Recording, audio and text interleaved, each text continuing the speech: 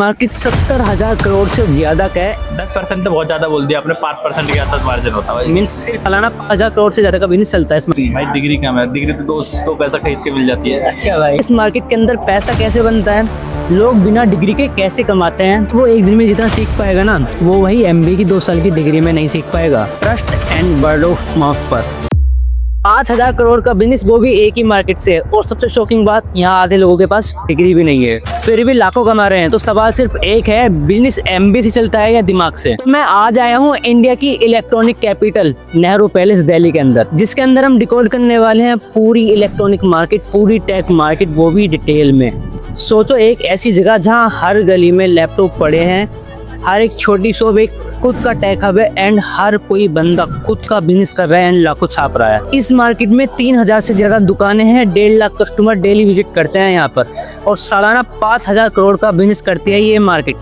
अब मैं यहाँ पे देख रहा हूँ पब्लिक है, मतलब कि बहुत पब्लिक है जो काम कर रहे हैं यहाँ पे। मोर देन 3,000 से ज्यादा दुकानें हैं इस मार्केट के अंदर, ज्यादा ही होंगी आज के टाइम पे, और सालाना 5,000 करोड़ से ज्यादा का बिजनेस चलता है इस मार्केट में।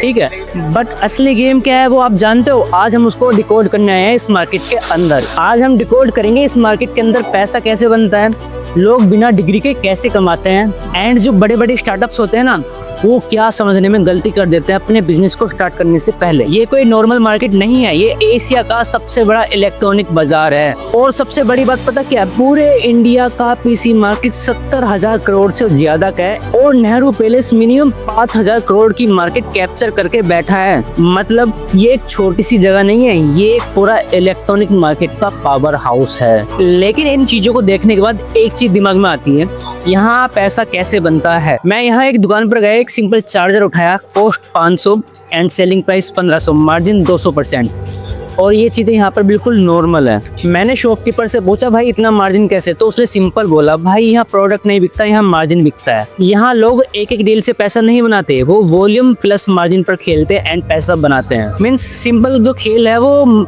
मार्जिन का नहीं है, वॉल्यूम का है। जितने ज्यादा क्लाइंट आएंगे उतना फायदा। यस, जितने क्लाइंट ज्यादा उतने फायदा, जितने क्लाइंट कम उतने फायदा कम। एक और एग्जांपल सुनो, मैं एक बंदे के पास गया, वो सिर्फ स्क्रीन रिपेयर करता था।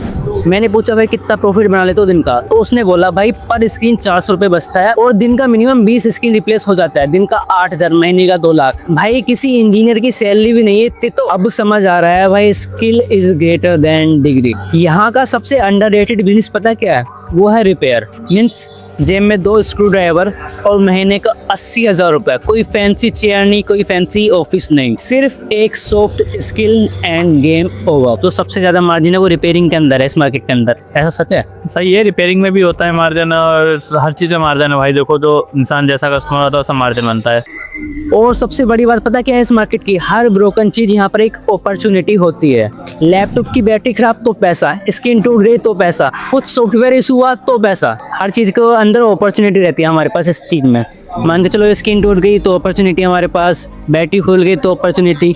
मीन्स ज्यादा खराब हो गया तो क्लाइंट की या हमारे जो कस्टमर है उसकी प्रॉब्लम हमारे लिए अपॉर्चुनिटी है। बिल्कुल राइट, कस्टमर की प्रॉब्लम सॉल्व कर दे, सबसे बड़ी बात भाई है यही है। ठीक है, वो सेटिस्फाइज हो गए चले जाए, सबसे पहला धन यही है हमारे लिए। हाँ भाई, ये तो होता ही है हर चीज के अंदर।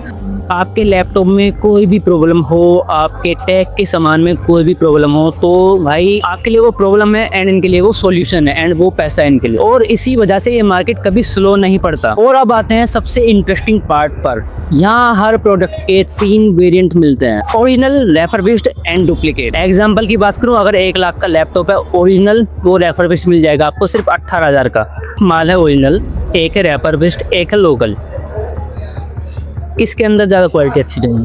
मतलब समझा नहीं मेरा। मतलब मैं 1 लाख का लैपटॉप यहाँ से 20 से 22,000 में रेफरबिश्ड मिल जाता है मुझे। रिफर्बिश पीस होता है, जो रिफर्बिश होता है भैया वो ओरिजिनल ही होता है। ओरिजिनल ही होता है। कहने की बात होती है, लोकल कोई नहीं आता सामान, कुछ लोकल नहीं आता भाई लैपटॉप में। सब कुछ ओरिजिनल ही सामान डलता है। आप बैटरी भी डलवाओगे वो भी ओरिजिनल डलेगी, लोकल नहीं आती। तो फिर उसको हम रेफरबिश्ड क्यों बोलता है? रिफर्बिश इसलिए कि हम उसे नया बना के बेचते हैं। अच्छा, जैसे कि इसका पैनल टूट गया है, ओके, इस पैनल को नया डाल दिया, बैटरी नहीं डाल दी, ये चीज़ नया डाल दिया, तो ये लेनोवो का लैपटॉप है, लेनोवो का ही पैनल डलेगा। आप बोलोगे तो उसका पैनल डालेगा, उसका पैनल थोड़ा डलेगा। तो फिर एक बात और बताओ मुझे, जैसे अगर नया न्यूड लैपटॉप होते हैं। रीन्यूड होता है, हाँ। मतलब मैं अगर इसको नया लेने जाऊं तो मुझे 1 लाख के आसपास मान के चलो, एक एज्यूम कर लेते हैं फिगर, और वही रेफरबिश्ड मुझे 18 से 20 हज़ार में, ऐसा क्यों?